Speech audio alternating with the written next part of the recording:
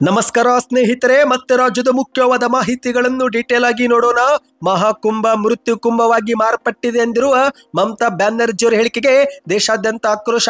ಬಿಜೆಪಿಯು ಕೂಡ ಕಿಡಿಕಾರಿದೆ. ಮತ್ತೊಂದೆಡೆಯಲ್ಲಿ ಭವಿಷ್ಯಕ್ಕಾಗಿ ನೀರು ಉಳಿಸುವುದು ನಮ್ಮೆಲ್ಲರ ಕರ್ತವ್ಯ. ಇನ್ನು ಮುಂದೆ ನೀರು ಪೋಲು ಮಾಡಿದ್ರೆ 5,000 ರೂಪಾಯಿ ದಂಡ. ಜಲಮಂಡಳಿಯಿಂದ ಖಡಕ್ ಆದೇಶ. ಎಲ್ಲ ಮಾಹಿತಿ ನೋಡೋಣ. ಮೆಟ್ರೋ ಟಿಕೆಟ್ ದರ ಏರಿಕೆ, ಬಸ್ ಟಿಕೆಟ್ ದರ ಏರಿಕೆ ಬೆನ್ನಲ್ಲೇ ಈಗ ಶೀಘ್ರವೇ ವಿದ್ಯುತ್ ದರವೂ ಕೂಡ ಏರಿಕೆ ಆಗಲಿದೆ. ರಾಜ್ಯ ಸರ್ಕಾರಕ್ಕೆ ಪ್ರಸ್ತಾವನೆ ಸಲ್ಲಿಕೆ ಆಗಿದೆ. ಎಲ್ಲ ಶಾಕಿಂಗ್ ಸುದ್ದಿಗಳು ಬಂದಿವೆ ಸ್ನೇಹಿತರೆ. ಮತ್ತೊಂದೆಡೆಯಲ್ಲಿ 3 ತಿಂಗಳ ಅನ್ನಭಾಗ್ಯ ಯೋಜನೆ ಹಣ ಮತ್ತು ಗೃಹಲಕ್ಷ್ಮಿ ಯೋಜನೆ ಹಣ ಜಮಾ ಆಗುವುದು ಬಾಕಿ ಉಳಿದಿದೆ. ಇದೇ ನಡುವೆ ಪ್ರತಿ ತಿಂಗಳು ಹಣ ಹಾಕುವುದಕ್ಕೆ ಇದೇನು ಸಂಬಳ ಅಲ್ವಲ್ಲ ಎಂದಿರುವ ಕೆಜೆ ಜಾರ್ಜ್ ಅವರ ಹೇಳಿಕೆಗೆ ಆರೋಶಕ್ ಅವರು ವಾಗ್ದಾಳಿ ಮಾಡಿದ್ದಾರೆ.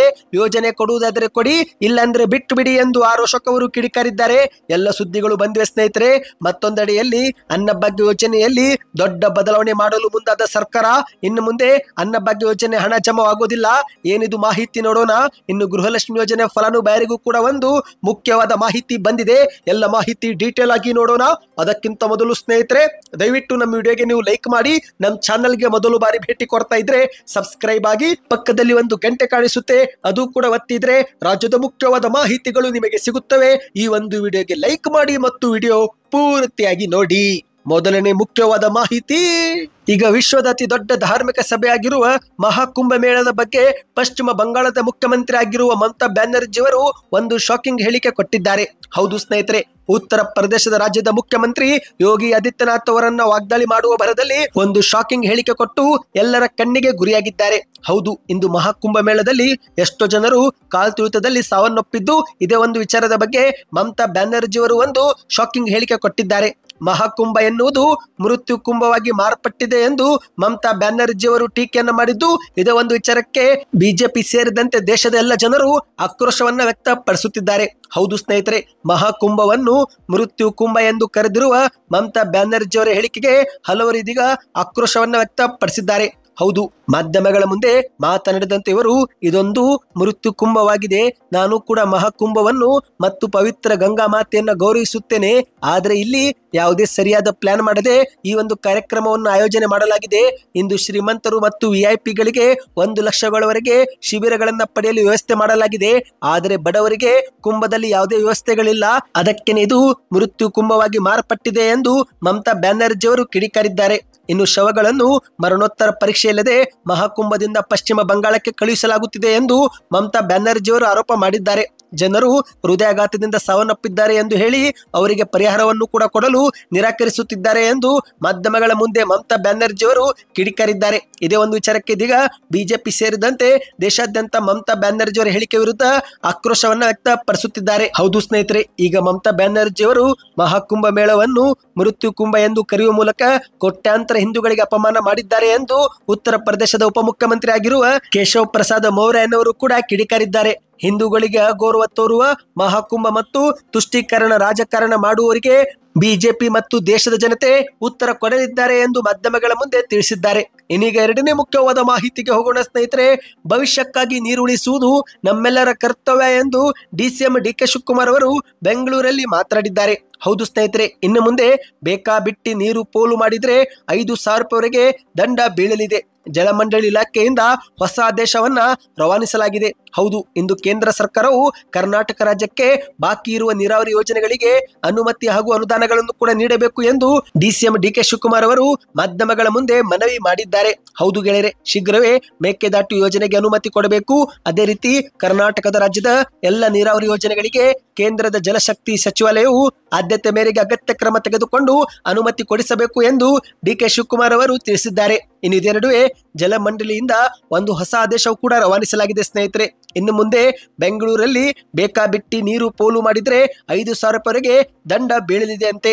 ಹೌದು, ಬೆಂಗಳೂರು ಮಹಾನಗರದಲ್ಲಿ ಖಾಯಂ ವಾಸಿಗಳು ಹಾಗೂ ಬಂದು ಹೋಗುವವರನ್ನು ಸೇರಿಸಿ ಸುಮಾರು 1,40,00,000 ಜನಸಂಖ್ಯೆ ಗುರುತಿಸಲಾಗಿದ್ದು ಎಲ್ಲರಿಗೂ ಕುಡಿಯುವ ನೀರು ಪೂರೈಕೆ ಮಾಡುವುದು ಅವಶ್ಯಕವಾಗಿದೆ. ಹಾಗಾಗಿ ಇದೇ ಒಂದು ದೃಷ್ಟಿಯಿಂದ ಇನ್ನು ಮುಂದೆ ನೀರನ್ನ ಪೋಲು ಮಾಡುವುದನ್ನು ತಡೆಗಟ್ಟಲು ಹೊಸ ನಿಯಮವನ್ನ ಸರ್ಕಾರ ಜಾರಿಗೆ ತಂದಿದೆ ಸ್ನೇಹಿತರೆ.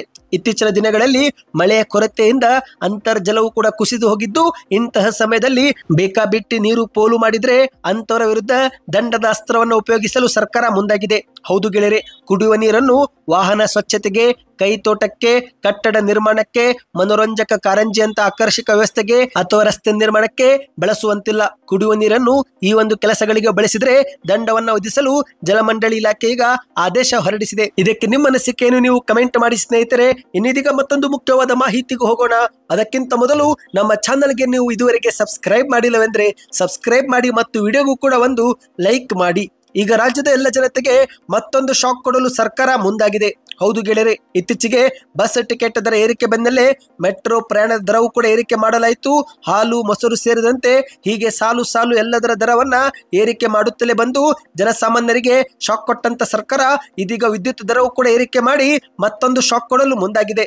ಹೌದು ಗೆಳೆಯರೆ, ಮಾಹಿತಿಯ ಪ್ರಕಾರ ಇದೇ ಏಪ್ರಿಲ್ ತಿಂಗಳಿನಿಂದಲೇ ವಿದ್ಯುತ್ ದರ ಏರಿಕೆ ಆಗುವುದು ಬಹುತೇಕ ಫಿಕ್ಸ್ ಎಂದೇ ಹೇಳಲಾಗುತ್ತಿದೆ. ಗ್ರಾಹಕರ ಜೇಬಿಗೆ ಕತ್ತರಿ ಬೀಳುವುದು ಗ್ಯಾರಂಟಿ ಎಂದು ಹೇಳಲಾಗುತ್ತಿದೆ.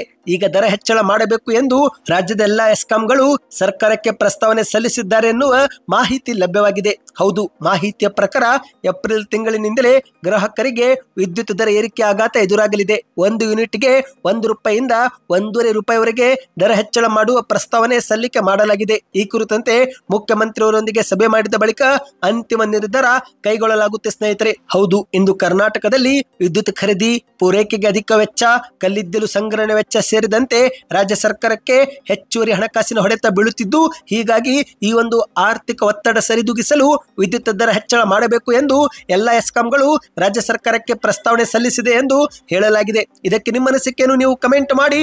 ಇನ್ನೀಗ ಮತ್ತೊಂದು ಮುಖ್ಯವಾದ ಮಾಹಿತಿಗೆ ಹೋಗೋಣ ಸ್ನೇಹಿತರೆ. ಇಂದು ನಿಮಗೆಲ್ಲರಿಗೂ ಗೊತ್ತಿರುವ ಹಾಗೆ ಕಾಂಗ್ರೆಸ್ ಸರ್ಕಾರದ 2 ಗ್ಯಾರಂಟಿಗಳಾಗಿರುವ ಅನ್ನಭಾಗ್ಯ ಮತ್ತು ಗೃಹಲಕ್ಷ್ಮಿ ಯೋಜನೆ ಹಣ ಕಳೆದ 3-4 ತಿಂಗಳಿನಿಂದ ಫಲಾನುಭವಿಗಳ ಖಾತೆಗೆ ಜಮವಾಗಿಲ್ಲ. ಒಂದು ಕಡೆಯಲ್ಲಿ ಫಲಾನುಭವಿಗಳು ಹಣ ಜಮವಾಗಿಲ್ಲ ಎಂದು ಪರದಾಡುತ್ತಿದ್ರೆ, ಮತ್ತೊಂದೆಡೆಯಲ್ಲಿ ಸಚಿವ ಕೆಜೆ ಜಾರ್ಜ್ ಅವರು ಒಂದು ಶಾಕಿಂಗ್ ಹೇಳಿಕೆ ಕೊಟ್ಟಿದ್ದಾರೆ. ಹೌದು ಗೆಳೆಯರೆ, ಗೃಹಲಕ್ಷ್ಮಿ ಅನ್ನಭಾಗ್ಯ ಹಣವೇನು ತಿಂಗಳ ಸಂಬಳ ಅಲ್ಲ ಹಾಕೋಕೆ ಎಂದು ಹೇಳಿಕೆಯನ್ನು ಕೊಟ್ಟಿದ್ದು, ಇದೇ ಒಂದು ವಿಚಾರಕ್ಕೆ ಆರೋಶಕ್ ಅವರು ವಾಗ್ದಾಳಿ ಮಾಡಿದ್ದಾರೆ. ಇದೇನಾ ನೀವು ಮತದಾರರಿಗೆ ಕೊಡುವ ಗೌರವ ಎಂದು ಸಾಮಾಜಿಕ ಜಾಲತಾಣದಲ್ಲಿ ಟ್ವೀಟ್ ಮಾಡಿ ಆಕ್ರೋಶವನ್ನ ವ್ಯಕ್ತಪಡಿಸಿದ್ದಾರೆ. ಹೌದು, ಕಾಂಗ್ರೆಸ್ ಸರ್ಕಾರದ ಮಹತ್ವಾಕಾಂಕ್ಷೆಯ ಗ್ಯಾರಂಟಿ ಯೋಜನೆಗಳಾಗಿರುವ ಗೃಹಲಕ್ಷ್ಮಿ ಅನ್ನಭಾಗ್ಯ ಯೋಜನೆ ಹಣವು ಪ್ರತಿ ತಿಂಗಳು ಹಾಕುವುದಕ್ಕೆ ಅದೇನು ಸಂಬಳ ಅಲ್ವಲ್ವಾ ಎಂದಿರುವ ಇಂಧನ ಸಚಿವರ ಹೇಳಿಕೆಗೆ ಈಗ ರಾಜ್ಯಾದ್ಯಂತ ಆಕ್ರೋಶ ವ್ಯಕ್ತವಾಗಿದೆ. ಇದೇ ಒಂದು ವಿಚಾರಕ್ಕೆ ಮೊದಲಿಗೆ ಆರೋಶಕ್ ಅವರು ಸಾಮಾಜಿಕ ಜಾಲತಾಣದಲ್ಲಿ ಟ್ವೀಟ್ ಮಾಡಿ ಕಿಡಿಕಾರಿದ್ದಾರೆ. ಹೌದು ಸ್ನೇಹಿತರೆ, ಈಗ ನೀವು ಸ್ಕ್ರೀನ್ ಮೇಲೆ ಒಂದು ಟ್ವೀಟ್ ನೋಡ್ತಿರ್ಬೋದು.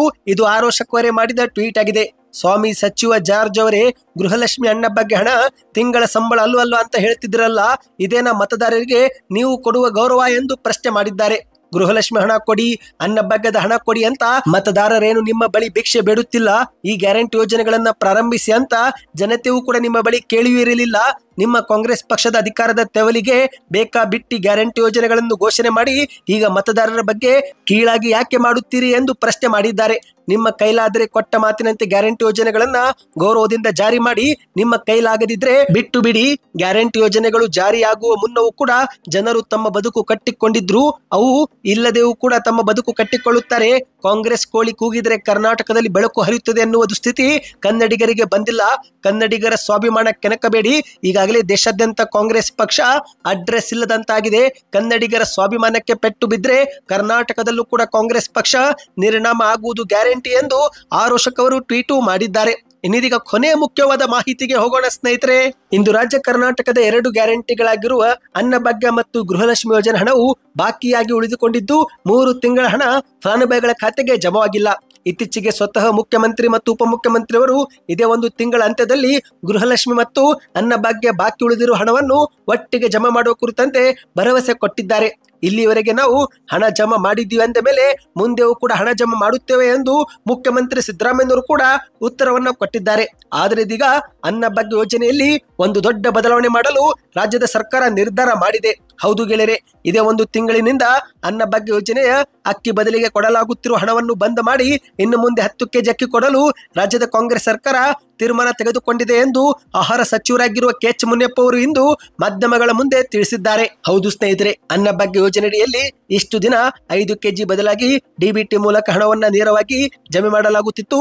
ಆದರೆ ಇದೀಗ ಕೇಂದ್ರದ ಸರ್ಕಾರದಿಂದ ಅಕ್ಕಿ ಖರೀದಿ ಮಾಡಲು ರಾಜ್ಯ ಸರ್ಕಾರ ನಿರ್ಧರಿಸಿದ್ದರಿಂದ ಶೀಘ್ರವೇ ಅನ್ನಭಾಗ್ಯ ಯೋಜನೆಯಡಿಯಲ್ಲಿ 10 ಕೆಜಿ ಅಕ್ಕಿ ಕೊಡಲು ರಾಜ್ಯ ಸರ್ಕಾರ ಮುಂದಾಗಿದೆ. ಈಗ ಬಾಕಿ ಉಳಿದಿರುವ 3 ತಿಂಗಳ ಅನ್ನಭಾಗ್ಯ ಯೋಜನೆ ಹಣವನ್ನು ಜಮಾ ಮಾಡಿ ಮುಂದಿನ ತಿಂಗಳಿನಿಂದ ಹಣದ ಬದಲಿಗೆ 10 ಕೆಜಿ ಅಕ್ಕಿ ಕೊಡುತ್ತೇವೆ ಎಂದು ತಿಳಿಸಿದ್ದಾರೆ. ನಿಮ್ಮ ಪ್ರಕಾರ 5 ಕೆಜಿ ಅಕ್ಕಿ ಬದಲಿಗೆ ಹಣವನ್ನ ಕೊಡಬೇಕು ಅಥವಾ 10 ಕೆಜಿ ಅಕ್ಕಿ ಕೊಡಬೇಕು? ನಿಮ್ಮ ಅನಿಸಿಕೆಯನ್ನು ಕಮೆಂಟ್ ಮಾಡಿ ಸ್ನೇಹಿತರೆ. ಈ ಒಂದು ವಿಡಿಯೋ ಇಷ್ಟವಾಗಿದ್ದರೆ ಲೈಕ್ ಮಾಡಿ, ಹೆಚ್ಚಿನ ಮಾಹಿತಿ ಪಡೆಯಲು ಚಾನಲ್ಗೆ ಸಬ್ಸ್ಕ್ರೈಬ್ ಮಾಡ್ತಾ ಈ ಒಂದು ವಿಡಿಯೋ ಶೇರ್ ಮಾಡಿ.